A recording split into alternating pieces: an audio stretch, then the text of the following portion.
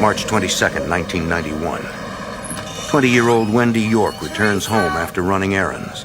Teresa! She shares an apartment with her cousins, Tarita and Teresa Lucas. Teresa is in the living room, lying on the couch. Her face is covered with blood. Wendy runs from the apartment and calls 911. DC Metro Police arrive at the apartment within minutes. Teresa Lucas has been shot through the head. In a back bedroom, they find another body and a child. The second victim is Teresa's sister, Tarita. She has also been shot in the head. Police discover another baby, terrified but also unharmed. It seems both children have been alone with the bodies for hours. Crime scene investigators process the apartment. They find no signs of forced entry. Nothing in the apartment appears to be disturbed. No valuables have been taken. There is nothing that suggests a motive for the brutal slaying. Detectives suspect the victims knew their killer. Detectives ask Renee Brown to check the apartment. The grieving mother is willing to do anything she can to help. The first thing I noticed was that a poster-sized picture that was there the previous night had disappeared from off the wall. A frame is found, but a photo of Teresa's boyfriend, Sam Carson, is gone. Whoever has that picture is the murderer. Police contact Sam Carson to ask him a few questions. He denies being in the apartment the night the two women were murdered. Do you know that your girlfriend was killed last night? Although Carson is a likely suspect, police have no physical evidence to tie him to the murders. Detectives interview people in the neighborhood. 2 young women have died, and yet nobody is willing to talk about it. Without a witness, police cannot identify a suspect. Without a motive, they cannot catch the Lucas girls' killer. And without evidence, the double homicide will become a statistic. Yet another unsolved murder in a city plagued with violence. The epicenter of that violence is Greenleaf Gardens. The drug trade has reduced the neighborhood to chaos. Streets became borders as gangs battled over sales turf. The FBI and DC Metro Police formed the Safe Streets Task Force. Agents canvassed the streets, looking for information on the gangs. Residents are too afraid to talk, or even be seen speaking with investigators. Slowly, the residents open up. They talk about drug dealers who have taken over the neighborhood. Tell me about him. The K Street Crew. The gang is led by Vincent Hill, a ruthless sociopath who seems to thrive on violence. According to FBI sources, Vincent Hill runs the K Street Crew with an iron fist. Still, gang members respect him.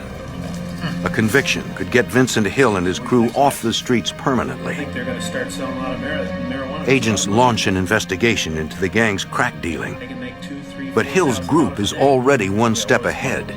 Before the FBI can bust the K Street Crew on cocaine charges, the gang suddenly shifts to selling marijuana. The demand is huge. Buyers pour in from the suburbs. The gang maintains its profits, minimizing the risk of jail time. As business expands, the violence escalates, sometimes involving innocent victims. On August 29, 1992, Travis Ross and 2 friends are mistaken for rival drug dealers.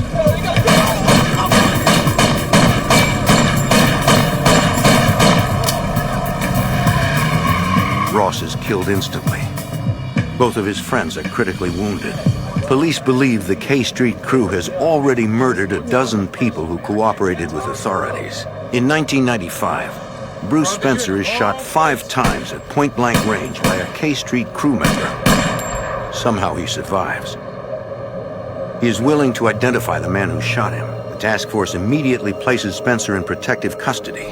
While Spencer recuperates, Agent Lissy and other investigators scour Greenleaf Gardens looking for the men who tried to kill him. On K Street, Agent Lissy and Detective Trugman find themselves face to face with Vincent Hill, the gang's notorious leader. He said, look, all your witnesses are going to die, every one.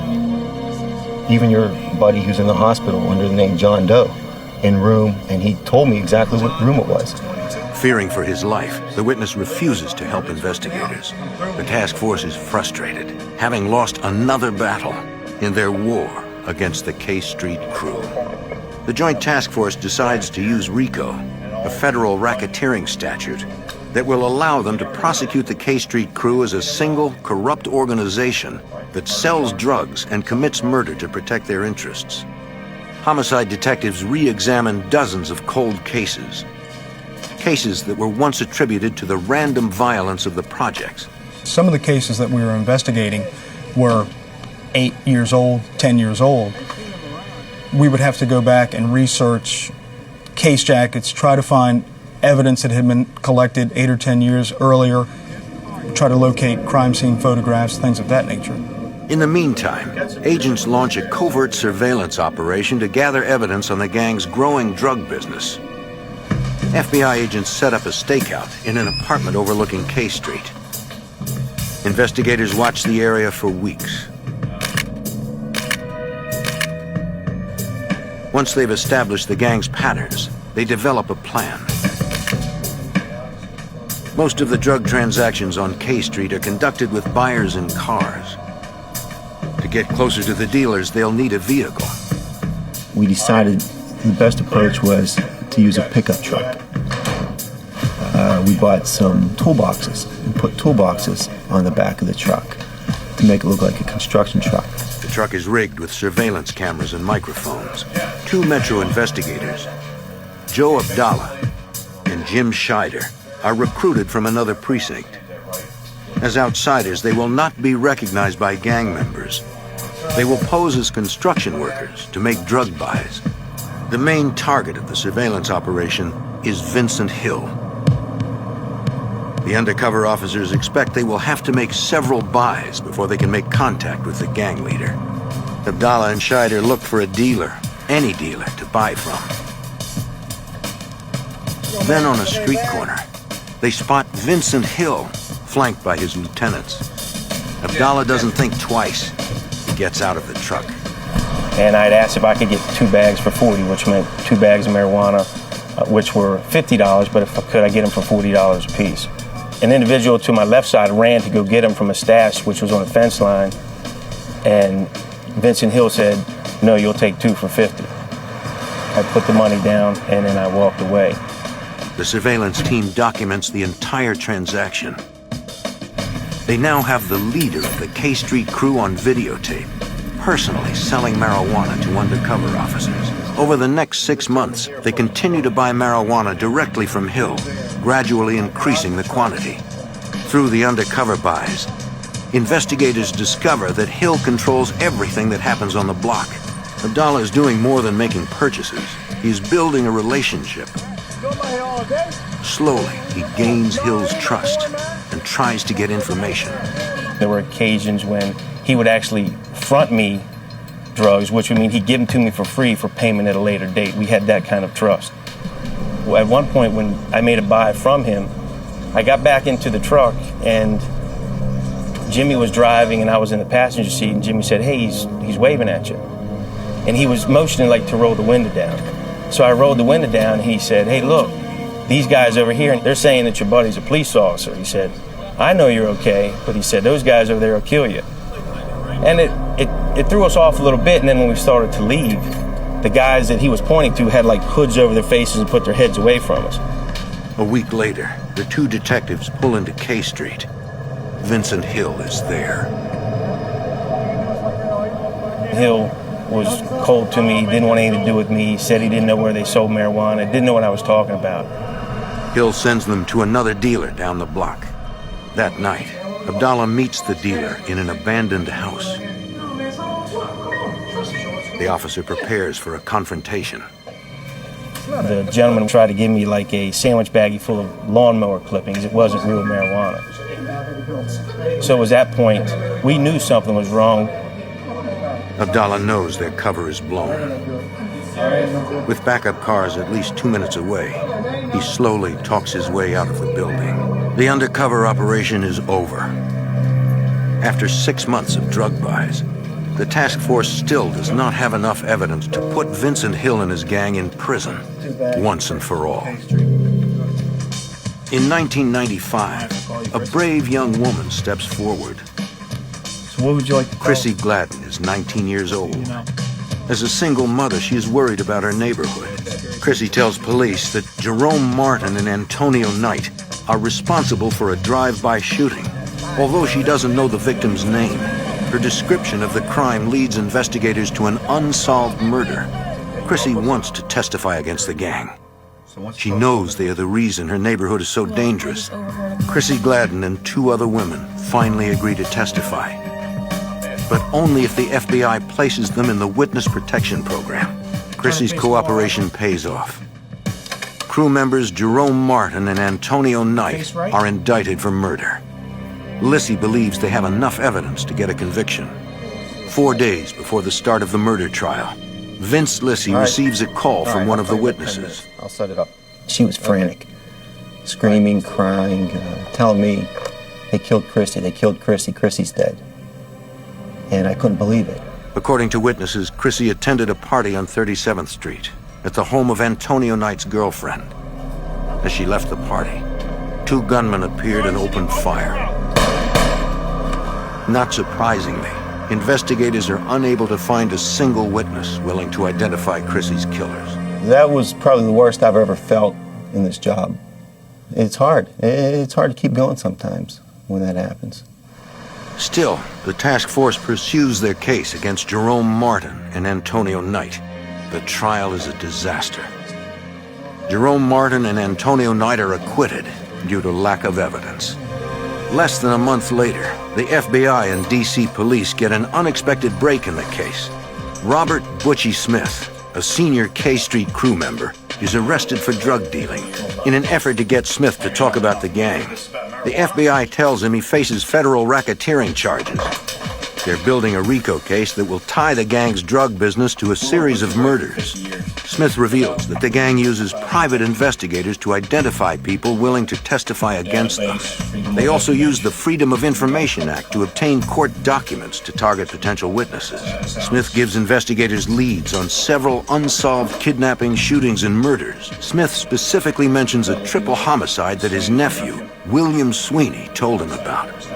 Smith said Sweeney and Carson were in Las Vegas when Ryan Pierce, another drug dealer, won big at the tables. On November 17, 1996, Sweeney, Carson, and James Montgomery waited outside his home. Pierce told the gunman he had already put his winnings in the bank. There was no cash in the house. Sweeney killed both men. One woman tried to flee, but was shot to death. Another woman managed to hide until the killers left.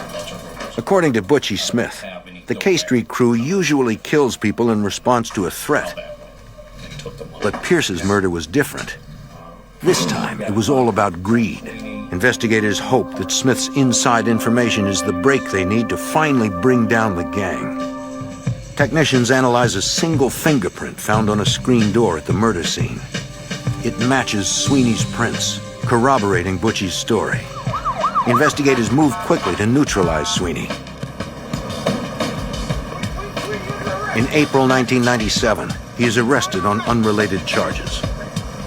While awaiting trial in jail, Sweeney receives a copy of his own arrest warrant from his attorney. An unnamed source is listed as an informant against him. 2 months later, just when it looks like the task force is about to put an end to the gang's operation, Robert Butchie Smith is gunned down in broad daylight. The FBI informant has been shot a total of 13 times.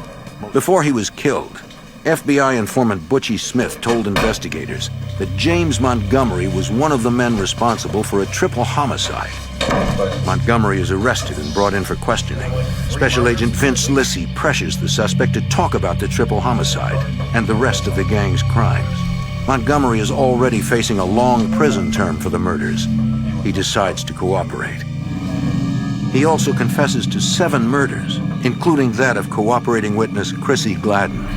Montgomery reveals that crew member Sam Carson killed informant Butchie Smith.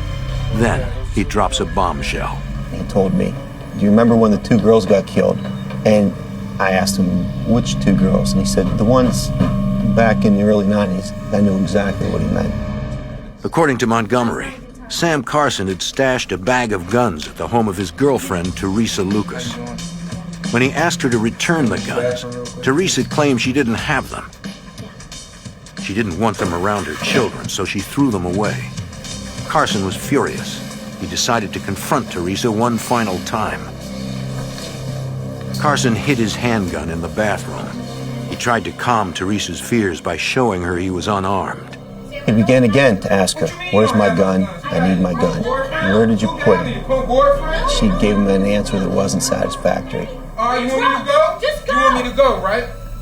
I get out. He went back to the bathroom, retrieved his gun. That's the wrong person, Teresa. Sam. Get the girl. Killed her. Sam walked into the bedroom, and as Teresa was waking up and starting to sit up in bed, he shot and killed her.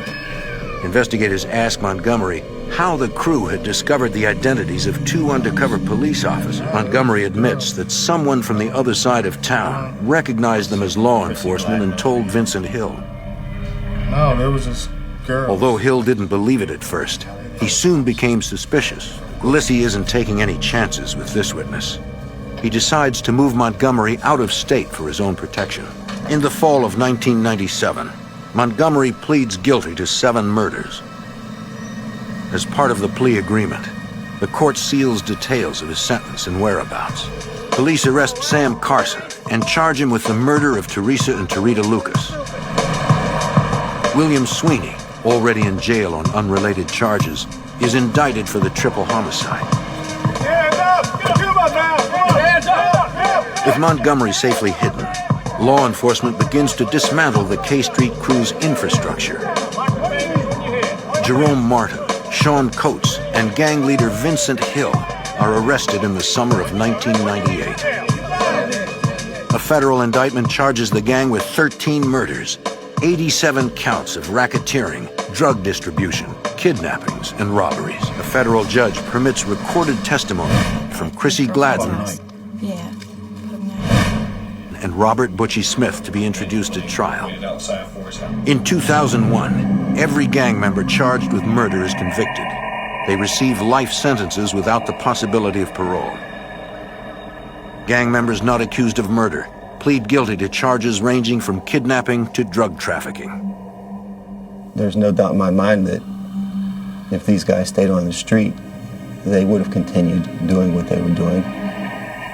That was their life. They knew how to sell drugs, how to rob people, how to kill people.